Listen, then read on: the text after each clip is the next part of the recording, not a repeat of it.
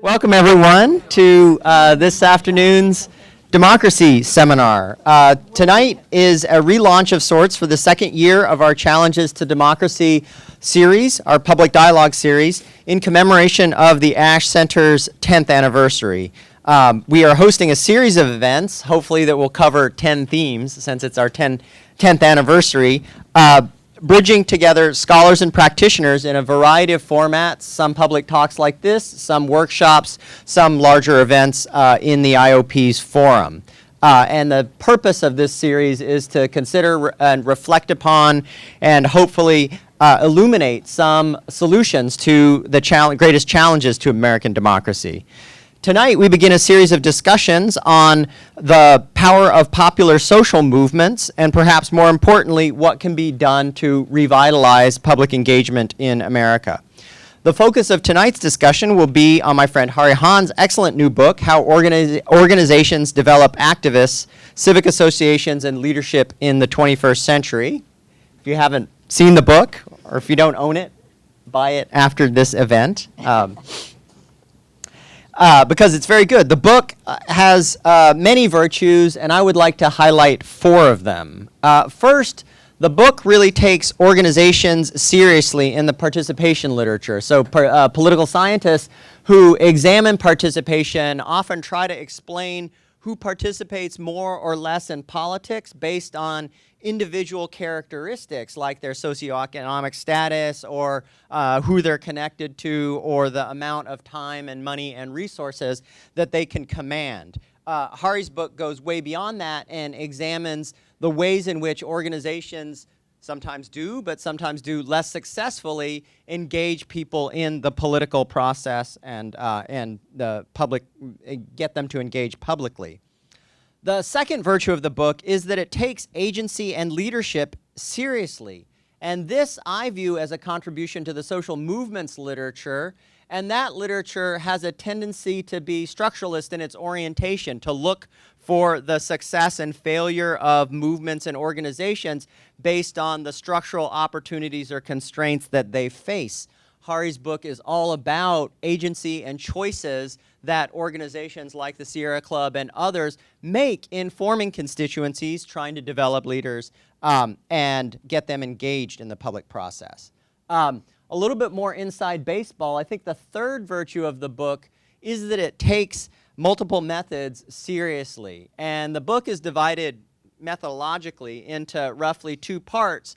The first part of the book, Hahrie explores some hypothesis. She comes up with this observation that some chapters are able to engage members in a much more deep and sustained way than other chapters of popular engagement organizations, and that raises a natural question: why might that be? And out of that observational study, she develops several hypotheses, but as your colleagues over at the Poverty Action Lab and other places will tell you, you can't really know with an observational study. The only real way to know is with an experiment.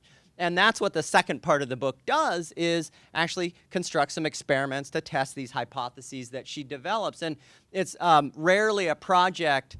There aren't very many projects that develop both of those legs very seriously in an equal kind of way, that gets interesting hypotheses out there in the world and then really uses experiments to further explore them and test them. The fourth virtue, which I think is most important, is that Harrie's book produces this kind of social science you can actually use. Unlike interventions tested in many kinds of field experiments, these interventions are shovel-ready in the sense that there are many organizational leaders who have the motive, the means, and the opportunity to utilize the results of the work. They address an important problem, maybe the most urgent problem that many organizational leaders face, which is how to form active constituencies and leaders. And she makes an argument and presents a lot of evidence that there are better and worse ways to do that, and that it's systematic. And this is a very important finding. Tonight, Harrie's going to talk much more about the book, and then she'll be joined by Sarah Hodgdon of the Sierra Club, who will offer some thoughts based on her long experience in organizing and mobilizing, and then Jane Mansbridge will comment. Allow me just a moment to introduce tonight's speakers. Hahrie Han is an associate professor of political science at Wellesley College and was a Robert Wood Johnson Health Policy Scholar at Harvard from 2009 to 11. She specializes in American politics, focusing in particular on civic associations and the role they play in mobilizing participation and in political advocacy. In addition to the book that she's discussing tonight, how organizations develop activists, she has also published, or is it out yet, Groundbreakers? It's just a couple months. Right, so the proofs are done, but the book is in press. Forthcoming book, Groundbreakers, How Obama's 2.1 Million Activists Transformed Field Campaigns in America. So she's published 2 books in the time that it takes most people to write an article or an article and a half in a good period. She was awarded the 2013 Outstanding Academic Publication on Membership Organizations Award by the Institute for Nonprofit Research, Education, and Engagement. She also works in the world of practice, consulting for a wide range of civic and political organizations, and I'm very happy to be working with her in a collaborative project along with Marshall and a few other people called the Gettysburg Project, and we're going to have a big meeting of that in just a week or so that's kind of scary. The second speaker for tonight is Sarah Hodgdon. She is the Sierra Club's National Program Director, fresh off the Climate March and the UN General Assembly discussions on climate change. In this role, she oversees the organization's national campaigns, including Beyond Coal, Beyond Oil, and Our Wild America. You'll be happy to know that Richard Parker sent me this email. The Kennedy School, the Harvard University sent out an effort to get faculty to endorse a letter to get the university to divest its holdings in fossil. Not so many faculty signed, but 8 times more faculty at the Kennedy School signed than the business school. So there you have it. Jenny signed it. So she works on Coal, Beyond Oil, and Our Wild America, as well as the club's political outings and partnership programs with labor, environmental justice groups, and youth. She leads the organization's staff diversity team and serves on the founding body of the BEA initiative, which works to create a more inclusive, connecting, and winning environmental movement. Jane Mansbridge is the Adams Professor of Political Leadership and Democratic Values and a close friend, mentor of mine, and a faculty member at the Ash Center. She's the author of a number of seminal texts on democratic institutions and also on social movements, including Beyond Adversary Democracy and, of course, Why We Lost the ERA. She's editor and co-editor of the volume Beyond Self-Interest, Feminism and Oppositional Consciousness. She is, I guess, a year ago now, served as the president of the American Political Science Association, and her work her current work includes studies of representation, deliberation, everyday activism, feminism, and understanding collective action problems. So let me turn it over to Hahrie. Great. Can you guys hear me? So I just want to start by turning on the screen, but also just by thanking Tim and Melissa and Archon and everyone for hosting this event and for everyone for coming out today. I really appreciate all of you being here. I'm excited to talk about the book and also to hear Sarah and Jenny's comments about it. What I thought that I would do is just start by giving you an overview of some of the key points that I tried to make in the book, and then I'm eager to hear the feedback on it. Before I sort of go into the overview of the book, I thought it might be helpful to sort of talk about why it was that I came to this question and how I came to sort of think about it.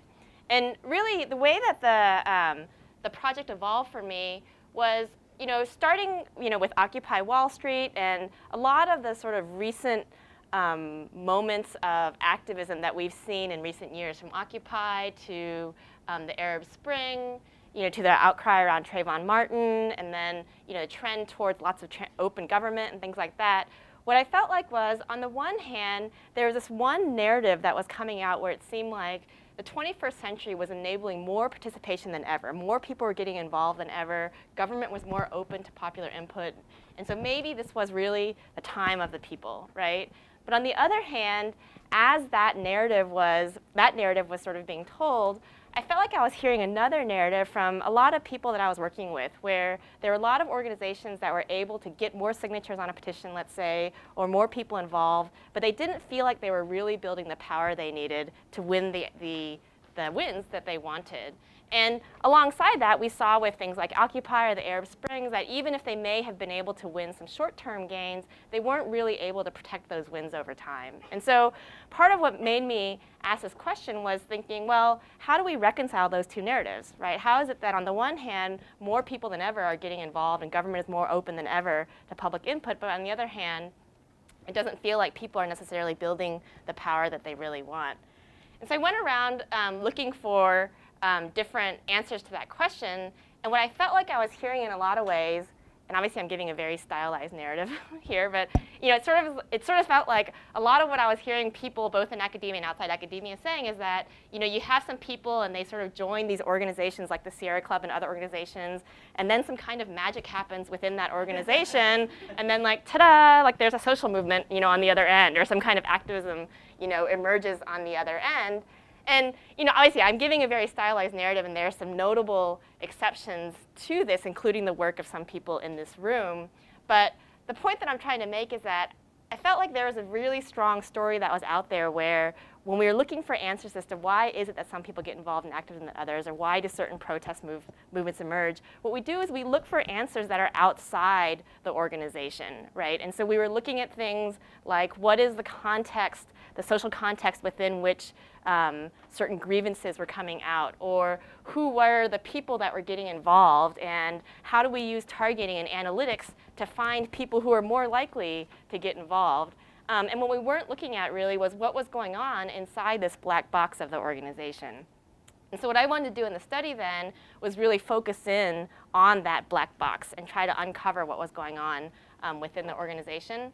And so I'll spare you all the methodological details here, but basically what I went out and did was sort of try to identify some, paired cases, matched cases, where there was two organizations working on the same issue in very similar communities, but one of them was really good at getting lots of people involved and sustaining that activism over time, whereas the other was struggling more, right? And the question was, what differentiated those that were having more success from the ones that were not having as much success? And that's really sort of what I did, and as Archon described, I spent a couple years hanging out with these organizations, doing a lot of interviews, kind of getting to know the practices and the ways in which they worked within the organizations, and then ran some experiments with them to try to understand sort of what the impact was of the work that they were doing. And the story that really came out was that what I found was that, as all these organizations are out there trying to engage people in activism in different ways, they had different models in their head, or they had different strategies that they were using for how to engage people. And so one way to think about it is you can imagine that for a lot of these organizations, they all have this kind of activist ladder in their heads, right? So on the one hand, there's some people who do nothing more than affiliate with the organization, right? Maybe they'll pay their $35 to join the Sierra Club, or maybe they'll get their name on an email list and they'll somehow affiliate, but they don't want to do anything more than that. And then above that, you can imagine sort of different tiers of activism that people will engage in. So there are some people who'll say, look, I'm willing to come in 3 hours a week and stuff envelopes for you, but that's it, right? And if I get 100 envelopes stuffed during that time, that's great. And if I get 50 envelopes stuffed during that time, it doesn't really matter. You only have me for 3 hours. Or, I'll take the time to read your emails and click on your links, but I won't really take any responsibility beyond that. Whereas, people at the next tier up, they would actually take responsibility for outcomes. I'll get 100 people to show up to your meeting, or I'll get 50 people to show up to your meeting, and I'll put in whatever time it takes for that to happen. And then at the very top are people that would not only commit to outcomes, but sort of commit to sort of developing the leadership of other people alongside that. And what I found was that, there are some organizations that I called mobilizers, and what they would do essentially is they would let people self-select onto wherever they wanted to be on that ladder, right? So if I'm someone who just wanted to come and affiliate with the organization, then I would just self-select right onto that, then the organization would let me do that. And if I happen to be someone who was ready to take on more leadership and commit to taking responsibility for an outcome, then the organization would let me do that too. And essentially, what was happening was that the organizations kind of saw their job as being one of trying to create opportunities for people at all levels of the ladder. Right? And if they needed more people to get involved, then what they would do is try to go out and find more people, right? They would use all of, the analytics and targeting to sort of find more people who could self-select onto the places that they needed more people. And on the other hand, what I saw was that there were some other organizations that were doing what I called organizing. And what the organizers really did is instead of letting people self-select onto the ladder, they were really trying to create an infrastructure within the organization that would cultivate people's capacity for activism, right? So it wasn't just that they would take you wherever you are and say, all you want to give us is an hour a week, fine, like we have a job for you, right? But instead they would say, oh, you're coming in, what you're ready to give us is an hour a week, but then they would work to sort of develop people's motivations, their skills, their strategies, and their capacities to sort of do more, to really create an infrastructure for them to develop their agency. And in doing so, that would sort of push people up this activist ladder in a sense. And in spending time with these organizations over a couple years, what I found was that these different strategies for engagement, it wasn't just sort of a mental model that they had in their heads, but it really affected all sorts of choices they made about how they structured themselves, what kind of asks they made, how they reached out to people. And so, the people who are mobilizers differed in lots of different ways from people who are organizers. And so just a few differences that I'll highlight here, is that mobilizers, if you ask them kind of, if you ask organizations that were engaging mostly mobilizing, well, how do you build your power, right? How is it that you build power that you want for the change that you need? They'd say, well, we want more people, right? We just want more people to do more things. Whereas the organizers were really focused more on this idea of transformative leaders, right? We build power by transforming people's capacity to be leaders so that they can then, act on their goals, engage others in activism, and so on and so forth. And so then that had implications for how they built membership, right? Whereas the mobilizers would focus a lot on targeting, right? Using a lot of tools to try to identify people who are most likely to get involved in the ways that they wanted and who had latent interest in getting involved and giving them opportunities to get involved. Organizers were more focused on sort of building out what we think of as a distributed network of leaders, right? And then building the capacity of those leaders to do work, in their local communities. Mobilizers were much more likely to sort of centralize responsibility. So often what I saw in these kind of organizations is that they had 5 leaders or 3 leaders or even 1 leader in some cases who were making all the decisions, right? And they were the ones that were doing all the work of trying to get people involved, as opposed to organizers that were distributing the responsibility out to a lot of people so that you had more people who were taking on leadership. And then, alongside that, since they were giving leaders a lot more responsibility, they gave them a lot more support, a lot more training, a lot more coaching. Whereas for mobilizers, they didn't really need to give people support because they weren't asking them to do anything that they didn't already know how to do, so to speak. One of the things that I found that was really interesting is that there's a common narrative that if you want to get people involved, what you should do is make it as easy as possible for people to get involved, right? Is that give them things that are quick and easy to do and make it really simple for them to get involved. And what I found was that for mobilizers who were focused only on trying to get more people to do more things, that's what they did. They asked people to do things where they could work independently and do it really quickly. Whereas the organizers, they were much more focused on asking people to do things that forced them to work with others, right? Force them to come into contact with others in some ways so that they would then develop those relationships that would begin to sort of cultivate their leadership.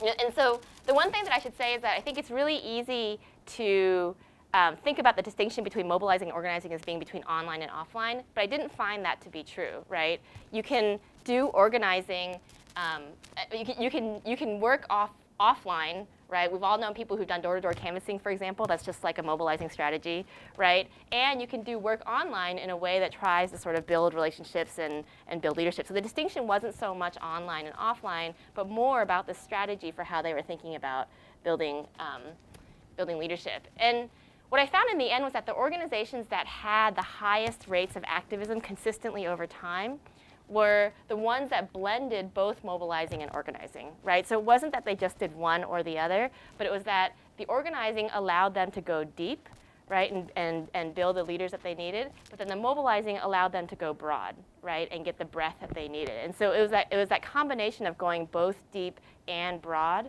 that enabled them to over time, sustain the highest rates of activism that, that they wanted.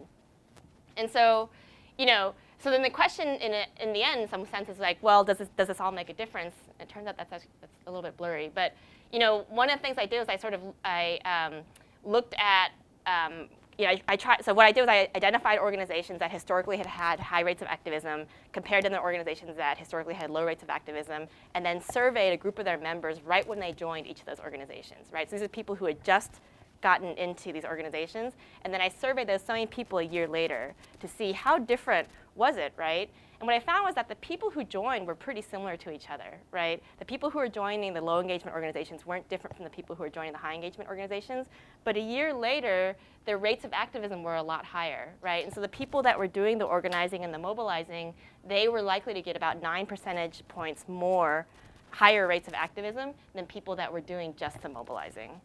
Yeah. Yeah. How am I defining activism? So the kind of activism now I'm looking at, so the way I define it in the book is sort of any kind of activity, political activity that's designed to sort of, that is intensive in some form, right? So intensive can mean, sustained over time. It can be intensive in sort of, being risky. It can be intensive on a variety of different dimensions. But in practice, what it ended up looking at was people that were doing anything from, consistently responding to online appeals, to people who are showing up for events, to people who are taking on leadership. Does that make sense? So I wasn't looking at people who got on an email list and then, clicked on one email and then didn't respond again. I was interested in sort of that persistence of activism over time. Yeah.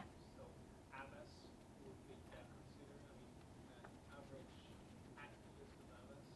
Yeah, so I don't know. I only know a little bit about how Abbas works. They work primarily online, right? And my understanding of how they work is that they have primarily more of a mobilizing model where they're just trying to sort of build out their lists of people, get more people to take on action. I don't know if they also have an organizing component, but that kind of action that they're talking about, I would count as activism, but it would look more like mobilizing than it would like organizing.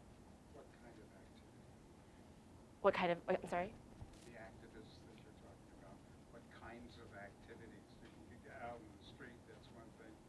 Direct actions to block something is another.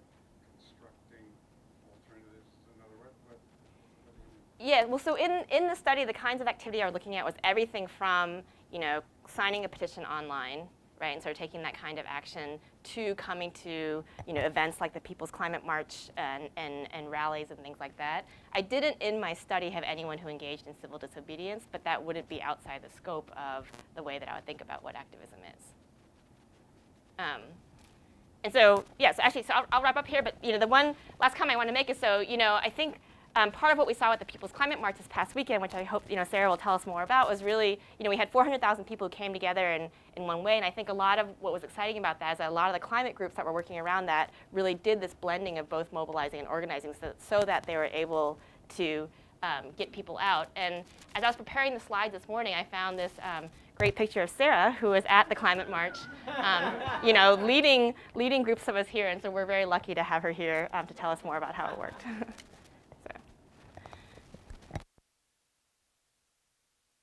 I think so. Can you hear me? Yeah. So I went from the Climate March on Sunday, which was one of the most incredible days of my career, to yesterday being at the Climate Summit at the UN, which was also in its own way incredible, but not at all where I feel at home. And so being back here in a conversation about organizing is much more comfortable. And so I'm really excited to be here with all of you tonight and have this conversation about Hahri's book. And reading her book kind of made me feel like I was reading a book about my own organization, which I was. Because it But doesn't say Sierra Club in the book. it doesn't say Sierra Club in. But these are the kind of conversations that Sierra Club has really been grappling with as we think about the outcomes that we want to achieve in the world, and really what's going to be the most effective way for us to achieve them. And it's not like Sierra Club hasn't been a grassroots organization for our long history since 1892. We call ourselves the oldest and largest grassroots environmental organization. We have a grassroots democracy where our local leaders are democratically elected and our national leaders are democratically elected. And really the organization's leadership comes from volunteers in our 63 chapters and our 400 groups across the country. But one of the things that Marshall Gans found when he did a study of Sierra Club about a decade ago, maybe even a little bit longer now, which is crazy that it's been so long, but is that we have a highly educated membership base that is inclined toward policy. So sometimes I meet volunteers who are incredibly dedicated. I am blown away by the kind of dedication that Sierra Club volunteers have. But many of them know way more than I know or ever will know about lots of issues, both locally and nationally, and really enjoy reading environmental impact statements, looking at policy analysis, writing statements, testifying at public hearings. And so I think one of the central questions as we're thinking about how is Sierra Club effective in a climate movement and really working to take on these major changes in the world is thinking about how do we build on that level of commitment and that policy expertise, but really become much more of an organizing organization that brings in so many more people than we have in the past. And so we kind of have the DNA by being a grassroots organization, but it's also been a very intentional process to think about how to get there, building on the study that Marshall did. We worked for several years on a project called the Leadership Development Project, which was very intensive with several of our chapters around the country, starting to help them think about how do they become more recruitment oriented, how do they start building teams that are interdependent and really doing work together to achieve our goals. And I feel like as someone who came into the organization in 2007, just as that project was underway, it was very influential for me. And so when I became the national program director, just at the time that the climate bill was being considered in Congress, I really started thinking about how do we work across the organization using that model that was coming out of the Leadership Development Project to be something that was central to the way Sierra Club is doing work. Because I think what we saw out of the climate bill was that we fundamentally did not have the power at the start of that or the end of that to pass a major piece of climate legislation. And so we started working. One of the first things I did in my first year as the national program director was revamping our organizing model. We have over 100 organizers across the country, and then lots of leaders who think of themselves in the same way as our paid organizers.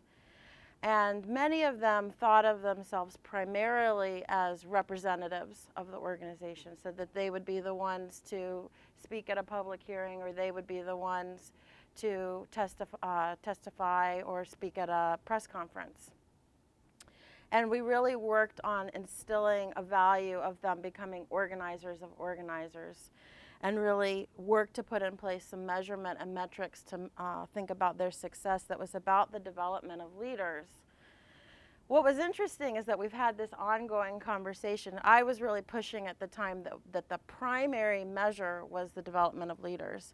But then our folks who were doing the work on the ground kept coming back and saying we also have to measure participants. And I kept, I don't know if I agree with that. But then reading Hahrie's book, this measurement of looking both at organizing and mobilizing and how both make a difference, I understand why that push came back up from the ground.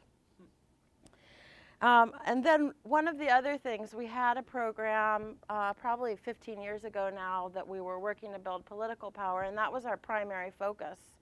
And it was almost done in the absence of a campaign outcome. So one of the big things that we learned and that we've been applying is that having the specific campaign outcome that we're mobilizing around is incredibly important as we're thinking about developing people's leadership. This was not, and is still going on, it's not an easy transition for the organization. It's not something that's happened overnight. I mean, here we are more than a decade later, we're still working on it. And the fact that our funding changed quite a bit over this time, that funding in the nonprofit sector and among environmental organizations has gone from being largely coming in from membership and therefore very flexible to much more restricted dollars from foundations and donors, has really, so those two things kind of met at once, that we were trying to increase this organizing while at the same time having much more restricted end goals. And that required us to put in place a matrix management where folks are both thinking about meeting this particular end goal that a donor's expecting while the organization's trying to build up and develop new leaders. I think it has a lot of value and it's been really rich and interesting, but it hasn't been easy for the people who are on the ground who are grappling with that every day. And the story I wanted to tell you that I feel really excited about, where we've seen this work well, is in the Pacific Northwest, where you all may have seen some of the news about the work that folks are doing to stop the coal export terminals that are being proposed along the coast, and having incredible successes stopping them. And we hope keeping U.S. coal out of the Asian markets where they were all to be shipped. And we feel like at the Sierra Club that that's a way where we have primarily a domestic focus. We can actually make a difference as we're thinking about coal plants being built in China and India, is actually how do we stop these coal terminals. Well, we knew that we had some organizers in the region, but we did not have organizers who could work in every community along the path of the train. So we used this model that Hahrie talks about in her book, where the organizer was not doing the work in that community, but actually building teams of people. And each of those teams was then coming together and independently working to figure out what is it that we'll do in our community to help stop the coal trains. And we saw that that led to enormous turnout about public hearings. It just kind of blew us away how many people were coming out, the kind of incredible depth and passion and commitment that we were seeing around this issue. And then ultimately seeing success. It was just last week, I believe, that one of the Oregon terminals was ultimately defeated. And then also we're in the midst of thinking about where do we go next as an organization. We had a climate movement task force that came together over the last year to think about how is the organization moving forward over the next 3 to 5 years. And we partnered with Hahrie and some other folks that she helped us bring in. We did a very intensive survey of the organization using online surveys, using a dialogue process that many of our chapters participated in, where they had conversations and then sent back in the results. And Hahrie helped us to kind of sort through that and interpret the results that we were hearing. Ultimately, we were thinking about how are we operating at the scale and intensity to build a base of supporters and collaborate with others as part of a larger movement. And one of the kind of aha moments for us as we were in the discussions about this is we'd been thinking for several years about movement building, but being able to separate what is it that Sierra Club's doing that's contributing to a movement, and what are we doing that's building our own base of supporters, and actually thinking about activities that were separate in those two categories. But then doing it all under a banner of 100% clean energy as something that unifies people who are working at whatever location or level of the Sierra Club. We talked a lot about, for building a base of supporters, we're putting in place now, Robin Mann, who's here from the Sierra Club Board of Directors, is co-leading with me a Next Steps task force. We're looking at how are we putting in place ways to deepen skills of our leaders. How are we connecting local stories to national stories so people understand that the local matters? What tools are we providing that are helping people to do that outreach and recruitment? What new leadership opportunities are we providing at every level of the organization? How are we increasing the visibility of volunteer leaders so it's not just staff that are in every news story, but that we're showing actually volunteer leadership? And then actually one of the most difficult things is how are we tracking all of this and putting in place the systems that allow us to have meaningful data to analyze? So that was the base of support. Then thinking about the contributing to a broader movement, how is Sierra Club helping to provide a story and a narrative that gives a vision for where we're going and the urgency for doing it now? How are we helping by providing local victories through our chapters and groups that are part of that national narrative? How are we helping to build up on movement moments like the one that we had this past weekend with the People's Climate March? Who are the leaders that are coming out of the Sierra Club network that are trained and ready to take on movement leadership? And what are the relationships that we're building with other organizations? And in particular, we've put a lot of focus on building relationships with labor, environmental justice, some of the clean energy partners, and youth. And so I see a lot of that coming together in what happened this weekend with the People's Climate March. We had over 100 buses. There were over 500 buses that came in for the People's Climate March, 100 of those that Sierra Club to help to organize. And we had a model where we wanted this not just to be about one Sunday in September, but the longer term work of the organization. So we were doing training prior to people getting on the bus, training on the way home. And now there's an expectation that those groups, people who hadn't worked together in communities, will start to do that work together. And Robin was just telling me on the walk over here that she was on a call today in Pennsylvania where people were having that very conversation. And then also it was very meaningful to me that the way the march was organized, that the environmental justice and indigenous groups, the folks who are at the front line of the climate crisis, were leading the march. So symbolically saying that these are the folks that we need to follow as we're moving forward. And then the youth were right behind them, bringing so much energy, and that's the kind of energy that we're going to need as we move forward. So there's a ton that resonates for me in Hahrie's book about thinking about this question of, are we really organizing? Are we giving people the kind of context that helps them understand you didn't just come to a march, but you're part of this broader movement, and there's a way for you to go home and continue to be part of it. And I really hope that Sierra Club is helping people to make that connection, because that's what I think is going to sustain our activists and keep them involved for the long haul.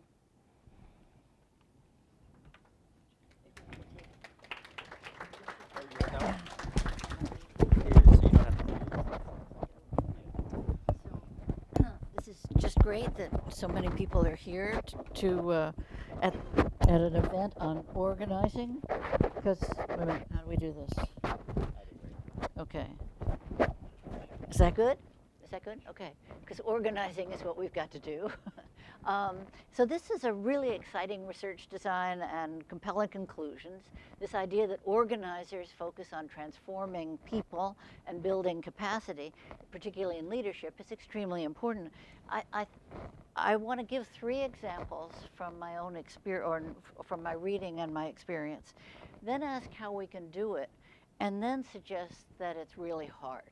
And that's the part that I don't think, you mentioned how a little bit in passing, how you don't get that so much from Hahrie's book. And I think that if we don't realize how hard it is, we're not going to try hard enough to do it. So my first example is the Industrial Areas Foundation. Someone once asked Ernie Cortez, who heads up the IAF, how he defined a leader. And he said, a leader is someone who, when she calls a meeting in her living room, some people come. And that's really important. In other words, it was however you get them there, you have gotten them there. That's critical. So the IAF has a very conscious leadership building strategy, and I was part of one of the programs that Ernie designed to give his leaders a kind of unusual experience and push them beyond their comfort zones into a creative space.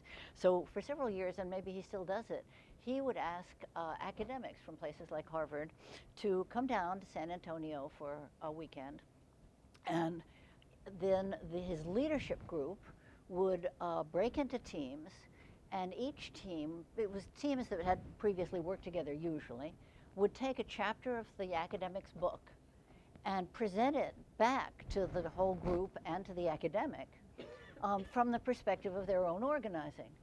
So that was, these were people who didn't have usually more than a high school education, sometimes didn't have a high school education.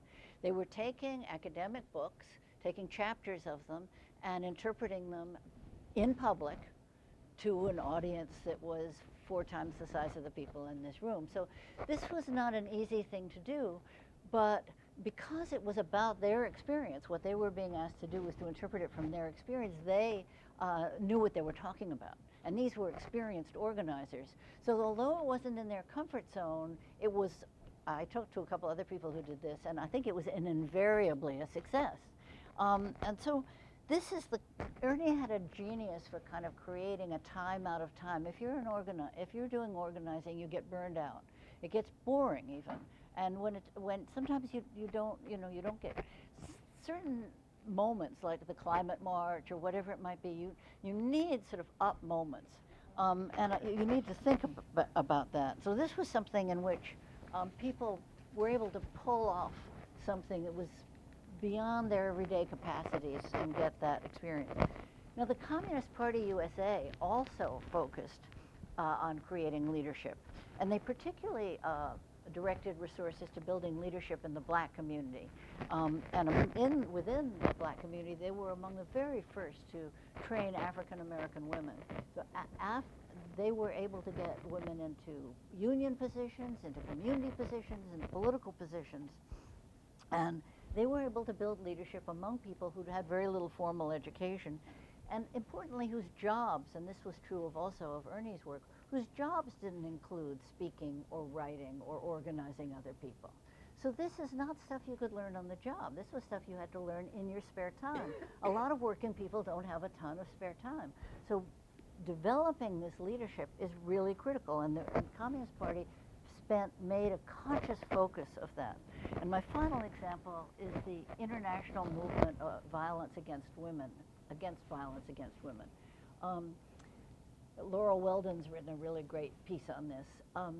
For a long time, there was a lot of interest in the global north against violence against women, and they couldn't get the global south sort of organized. And finally they realized, well, they were running the conferences. So they said to the leaders in the global south, you run the conferences, you set the agenda, run the conferences. But then when they decided to do that, they realized there weren't too many leaders in the global south. So what they had to do was actually fund the organizations that would then produce the leadership, that would then design the conferences, and that would then run the conferences. They had to start way back in actually funding some organizations that would then produce their own leadership and their own agendas. And that meant they had to start sort of years before. I mean, once they got that, several years later after that had happened, the violence against women movement took off internationally. I think you probably all have heard of different things in different countries. There's hardly a country in the world that doesn't have a very strong group of people arguing against domestic violence, other violence, rape, and so forth. Pretty much every country in the world.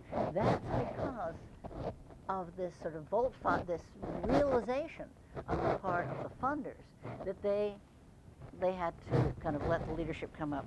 Okay, now using those 3 examples, I want to say how hard it is.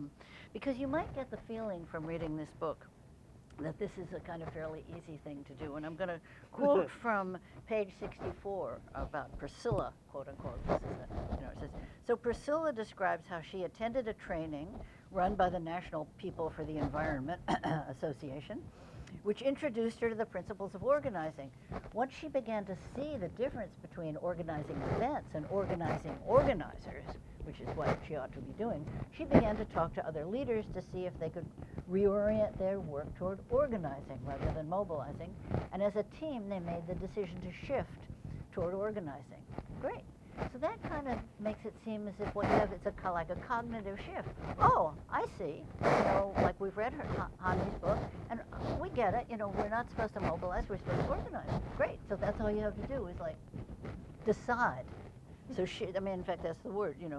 They could reorient the work. They made a decision to shift. So now, to some degree, that's really true. That you have to get it. You have to decide to do it.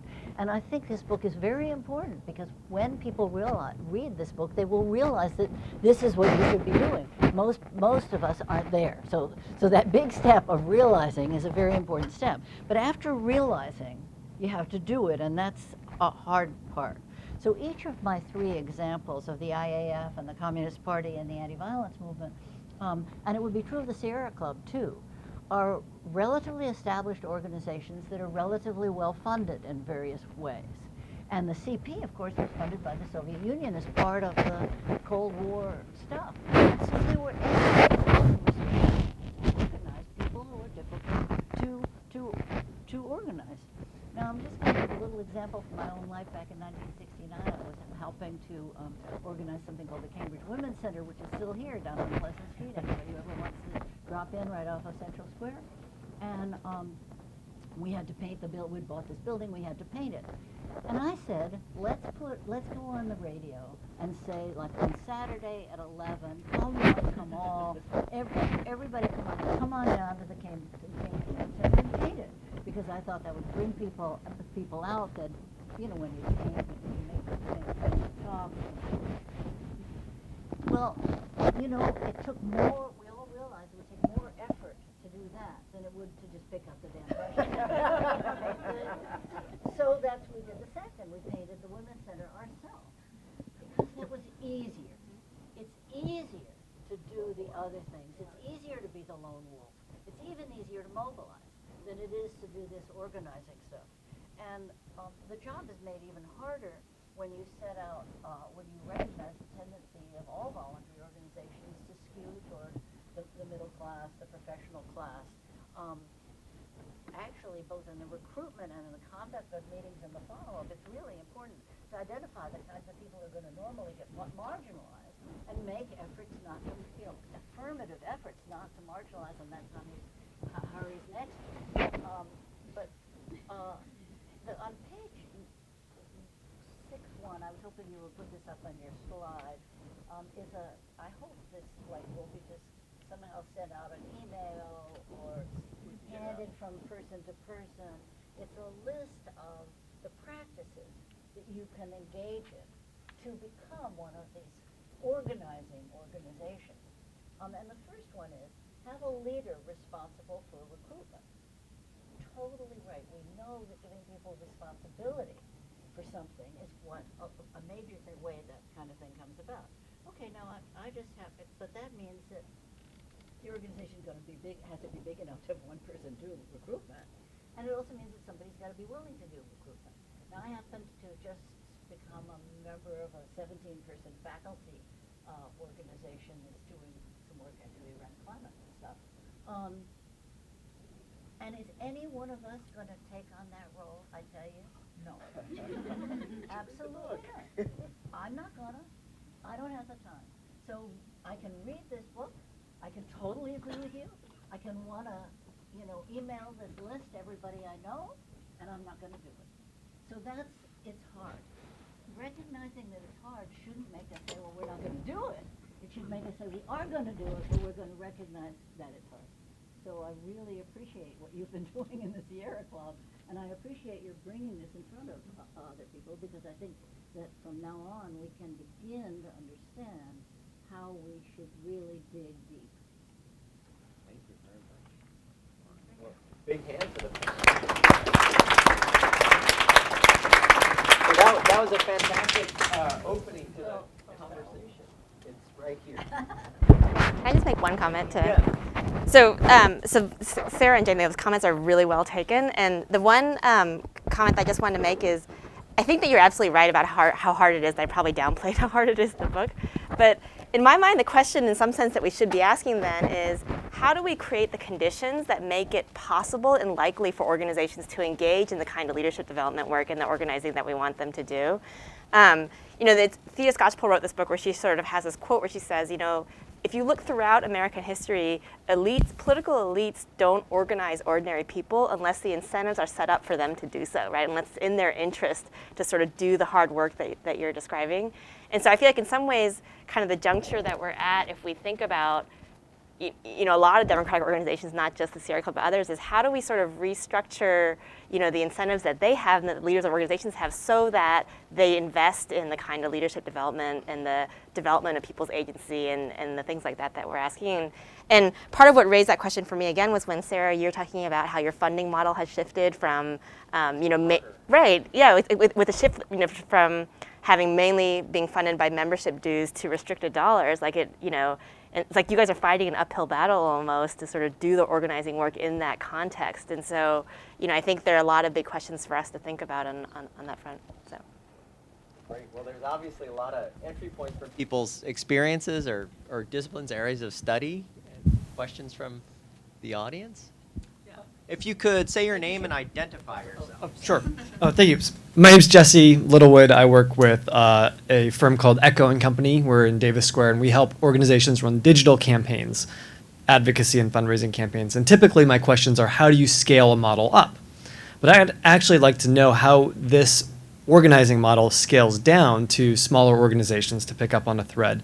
And one interesting case that I would like Sarah perhaps to engage on is, if I understand correctly, the Climate March had something like 1,400 individual organizations that combined to have a major impact. And I wonder if that is an example of an opportunity where organizing can scale down to smaller groups that don't have the resources like a Sierra Club, but if it's also a challenge in a way of finding the time and the resources to engage in a more timely, harder work of deeper social change.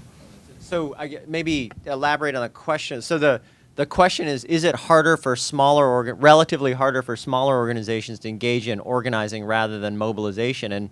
And maybe part of the subtext from where you're working is maybe digital opportunities to mobilize are especially attractive to smaller organizations compared to doing the hard work Absolutely. of organizing. That's a great question.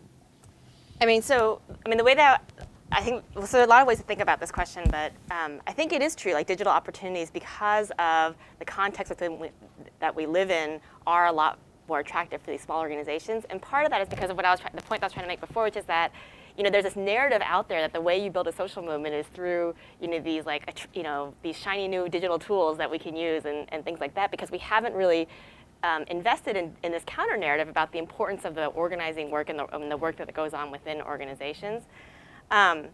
So I think part of the answer to your question is this question about the context, right? How do we sort of create conditions that create incentives for organizations to invest in the kind of organizing work that we want to? But then the other side of it is that in some ways I think organizing is easier for small organizations, because organizing is really about sort of developing volunteer capacity. And so for organizations that are working on small budgets that don't have a lot of people, doing this kind of leadership development that develops the capacity of volunteers to engage in the work that, like Sarah was describing, that like often we would think of staff organizers doing, it enables them to sort of get to scale or to sort of have bigger impact than they would if they were just relying on paid staff to do the sort of broader but not deep work. So before Sarah, can I ask you Yeah. a follow-up? Yeah. So the organizations in Hahrie's book are not actually the Sierra Club and the, a doctor's association, I don't know which one it is, but it's actually chapters of those larger organizations. So those are the paired case studies, is the chapters. And Right. so I guess the question is, do you think of a chapter as significantly different from a small organization, or is it a small organization? It would be significantly different if they were getting huge amounts of staff support and money from the center. But if they're kind of on their own, then they are a small organization. Yeah, no, that's a great point. The organizations in the book, so they were all local chapters of a larger national organization, right? So the Sierra Club has a national organization, but they have all these local chapters across, over 300 local groups and chapters across the country that work at the city and the state level. And so that's what I was studying. And those local organizations, both the Sierra Club and the other organization I was looking at, either have zero staff support or very little staff support. And now in some cases in the Sierra Club, there are national campaign staff from Beyond Coal and other situations that would work in the same local area. But a lot of the work of the groups in the study were smaller groups, and they had the institutional support of the Sierra Club, but didn't necessarily have the financial resources that you might think of. The first groups that I thought of, I think prove your point, I was thinking about the work that I'm doing in the B initiative, which is building equity and alignment for greater impact. So it's 26 EJ groups, 4 mainstream environmental groups, and 4 funders. EJ group is environmental Oh, justice. sorry, for the- environmental justice. And those small local frontline groups that actually have a coal plant, right in their community, or they're facing some kind of fracking or drilling in their community, they do incredible grassroots organizing, and part of that I think may be because they have that motivation. Either they do it or their community is really deeply impacted, whereas for other groups that may be small, but it's more theoretical or more just kind of out of a sense of wanting to do well in the world, it may not have that sense of impact. So I think it underscores your point about really how do you get that motivation that forces to go beyond just doing the mobilizing.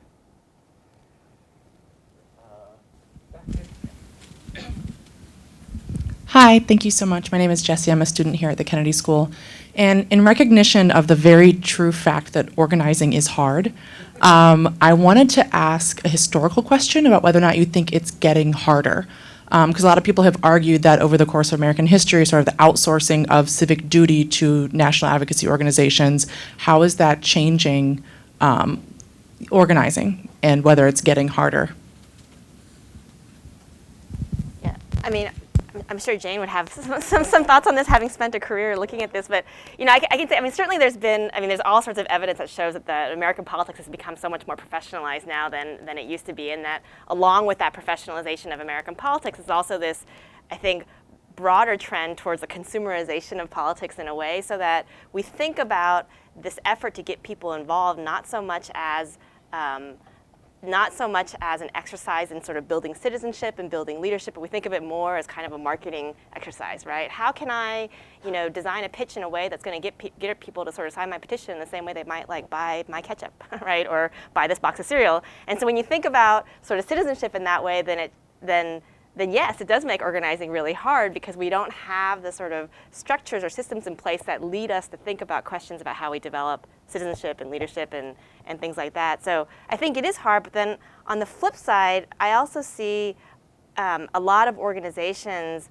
that, that are sort of beginning to sort of realize the limits of mobilizing alone, and are thinking hard about how they can invest in organizing, or some blend of that and other strategies. And, so an example that I'll give is, so Move On, last year I was here at the Ash Center, I think it was last year, when Dave Karp, who wrote this book about Move On, came, and he talks about Move On as being at the vanguard of a lot of organizations that use digital technologies as a way of reaching out to people. And what they did, back in the late 1990s was really revolutionary at the time, but now it's just old hat, because everyone does what Move On does. And what Move On did was after, in the early 2000s, after a few years of relying exclusively on an online strategy, they began to realize the limits of doing just that, and began to sort of experiment with different ways of developing leadership councils. Now they have, I can't remember what their team is called.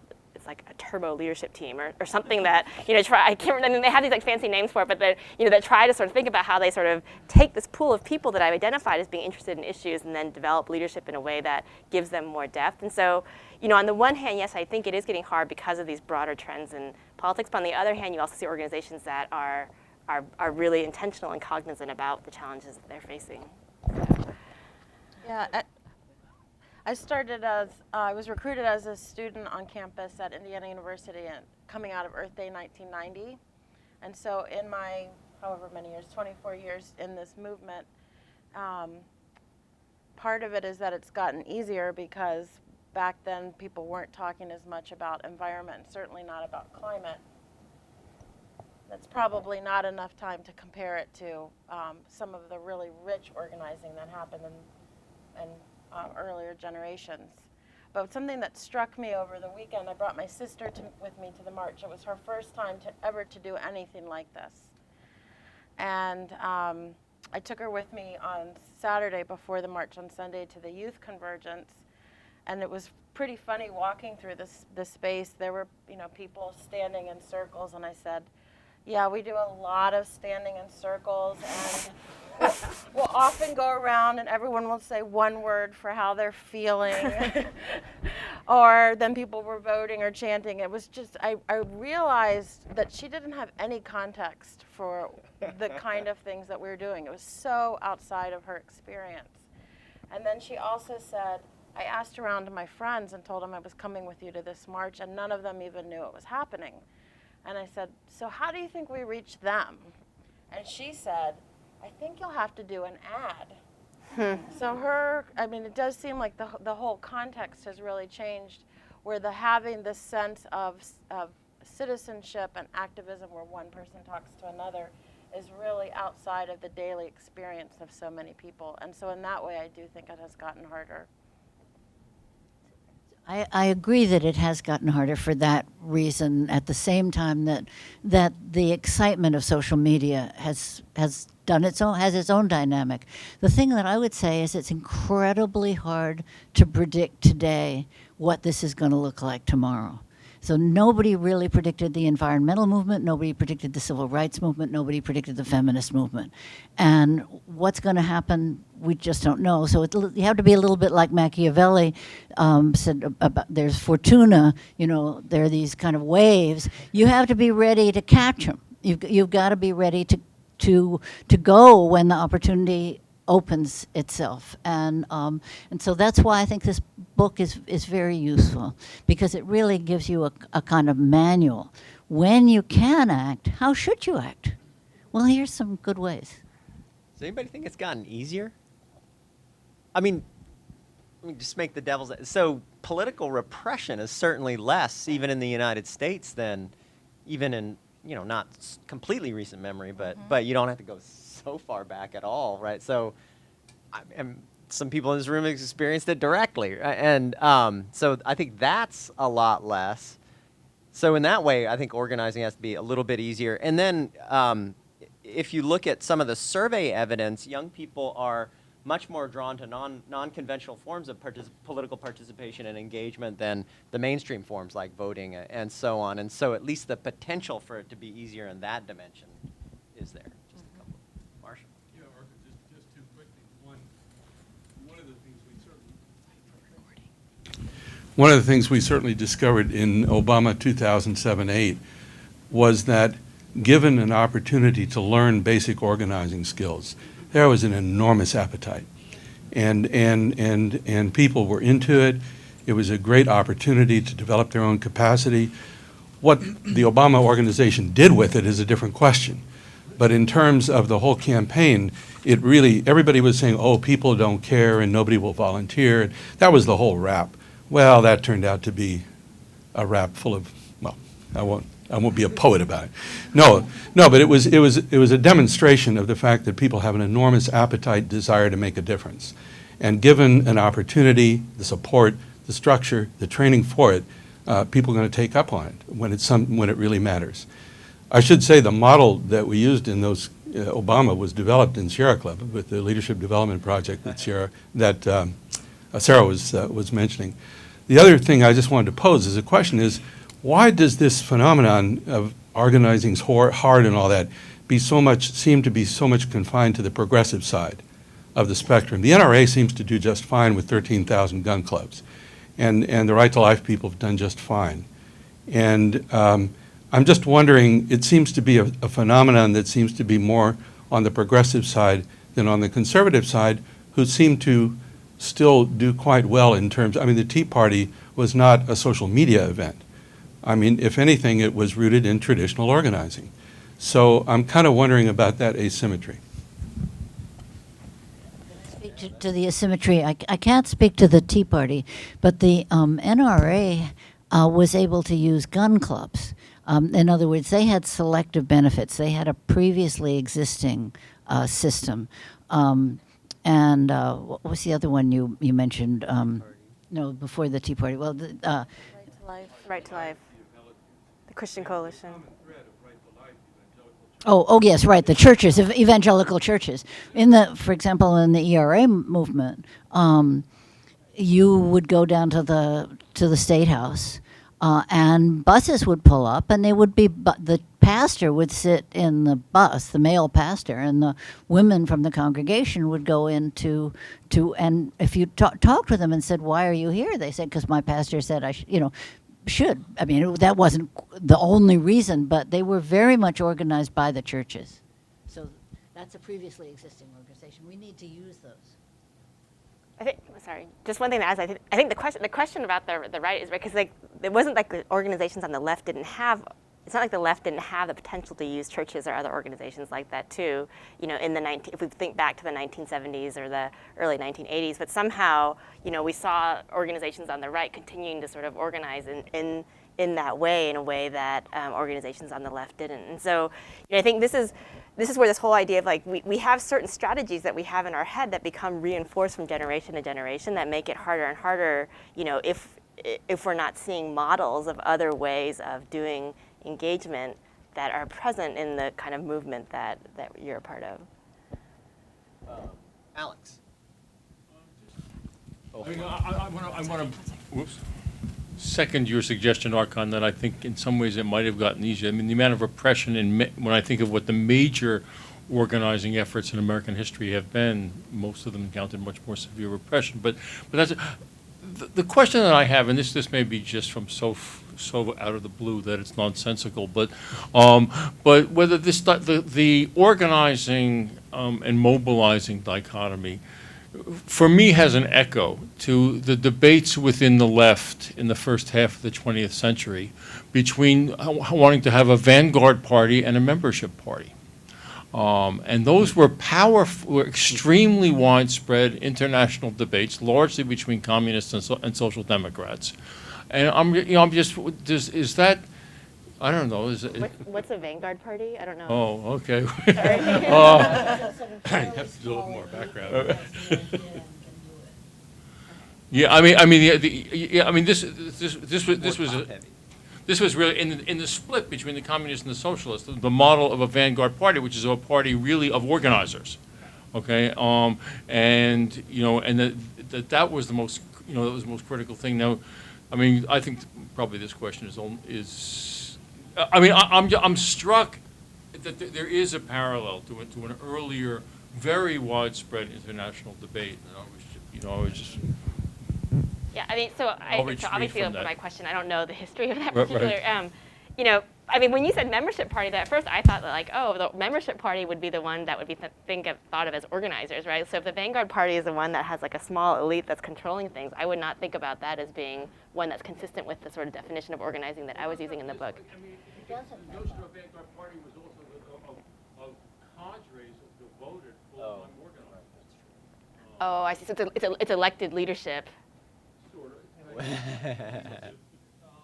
Well, but I mean, they're recruited from the working class in a lot of models. I mean, but I mean, the point is, it was a model of how you get things. There were different models of how you get things done. Right. And I don't know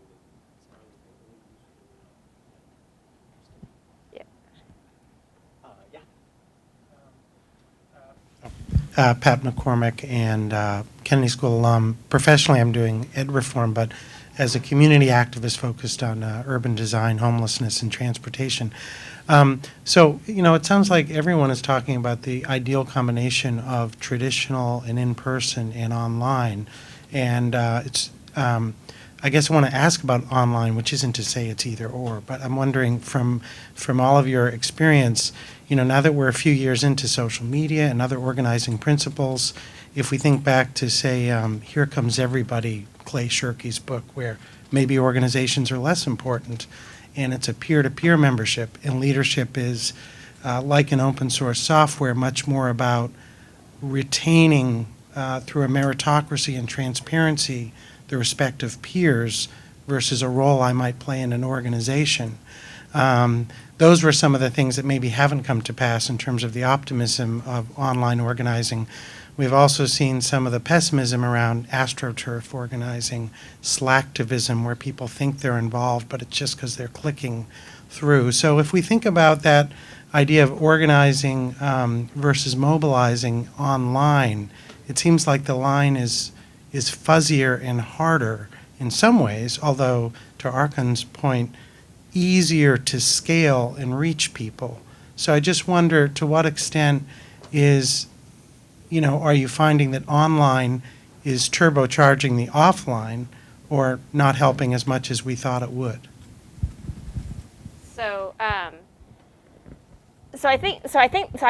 think you can do good organizing online, just like you can do good organizing offline, and you can do bad, organizing both online and offline. So like you say, it's not so much about the tool, but it's more about how you use it. But I think your question in some ways kind of gets back to, I think, the point that Marshall made earlier, which is that when in the Obama campaign they gave people the opportunity and the infrastructure and the support and the tools to sort of act on, there was this real hunger and this appetite for people out there that wanted to do that. And I think that's true, that in some ways the question with online tools in my mind right now is, how can we use it in a way to exercise the kind of leadership that traditionally was done offline, right? But to sort of, in the same way, provide the kind of institutional support that people need to begin to develop their own agency, to act, on issues that they care about, right, in ways that we want. And because I feel like in some ways a lot of what we're talking about is this question of how do you develop people's capacity to act. And I think part of what the argument about organizing is that it doesn't happen by magic, right? And people aren't born with it, but instead you need these institutional supports in this space to create those capacities. And so there are some, I have a colleague named Zeynep Tufekci who is down at UNC, and one of the questions that she's asking in her work, she studies the online space basically, is can we use online tools really to sort of develop agency in that way? And there are some organizations I think that are really at the cusp of that, but I don't think we've seen any great examples that have worked at scale, but there are a lot of good people working on it. At Sierra Club, we found that we feel very proud of our work to do online to offline. So where we're doing using action alerts and then finding out who those people are that took action and inviting them to join our teams doing work in the community. We had a platform where we were trying to see if we could do just offline work. Just online or just offline? I'm sorry, just online work. And we had a meeting that we invited Marshall to come to. I remember an argument about whether or not people would, without organizing, are people going to take action?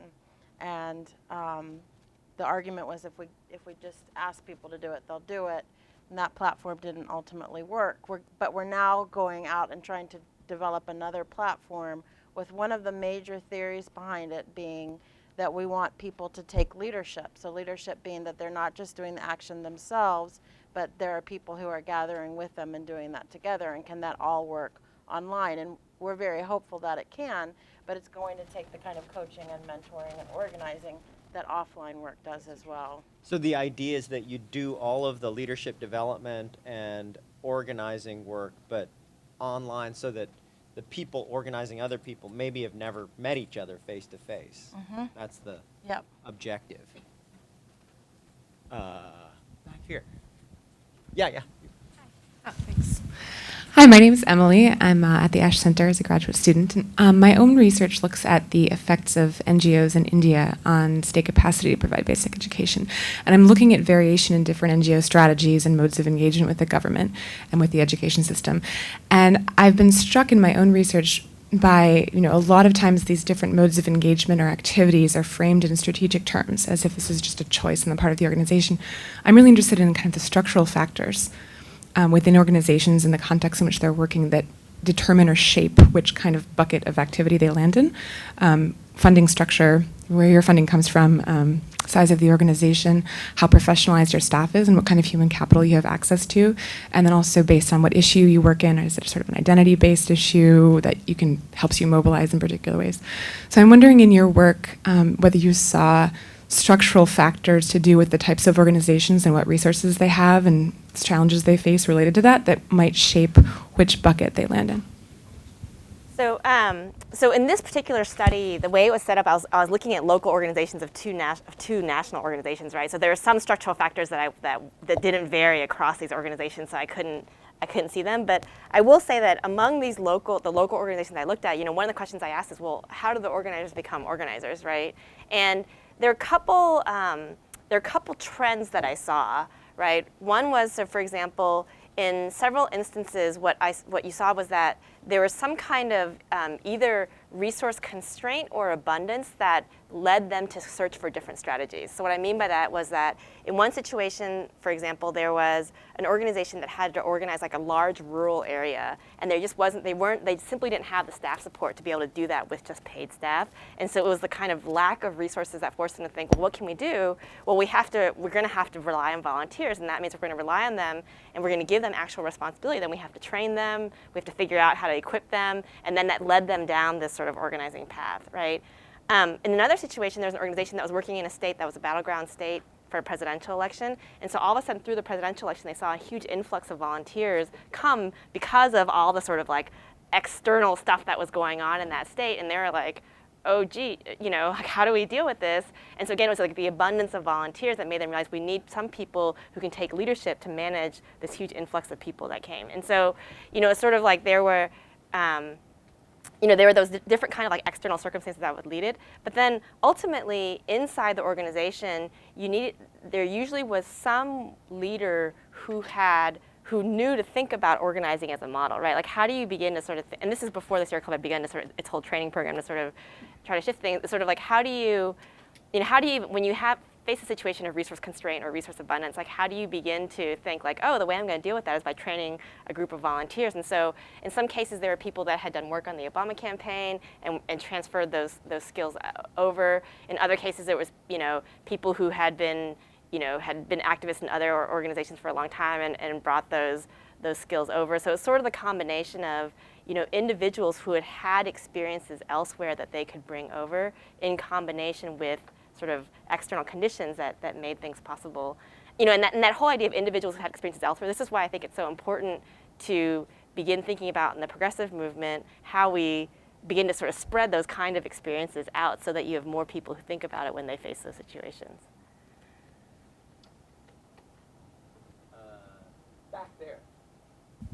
Thank you. I'm Pedro I'm a student at the Kennedy School, and I just was wondering, do you think that organizing, for example, against an injustice as a cause is easiest than organizing like for a positive cause?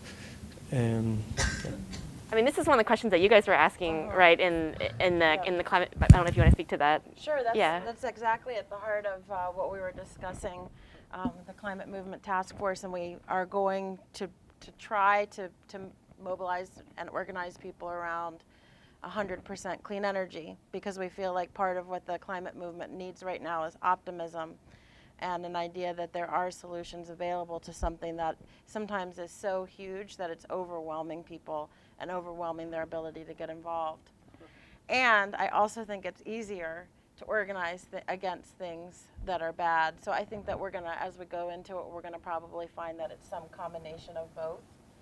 So you chose the route that is actually going to make it harder for you to organize? We chose a route that we feel like will give us a vision that we can organize people around, but I think that we're going to have to insert some kind of urgency that has to do with a problem and some bad guys.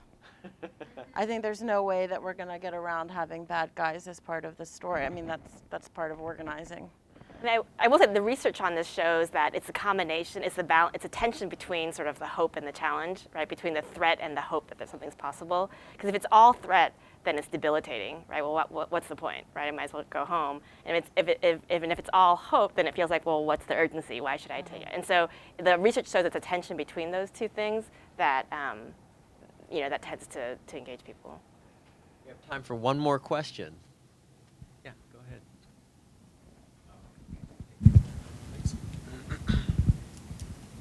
Hi, my name is Canyon. I'm a senior at the college, and I co-coordinate the campaign to get Harvard to divest from fossil fuels. And one of the things that we're really struggling with as organizers right now is this intense want to build community and personal relations in our group as organizers, because we feel like that's really an important part of the movement, and also actively develop these skill sets like you're talking about, and have our general just strategizing for the campaign and all of that, while also like planning these actions where we need to do serious outreach and like mobilization.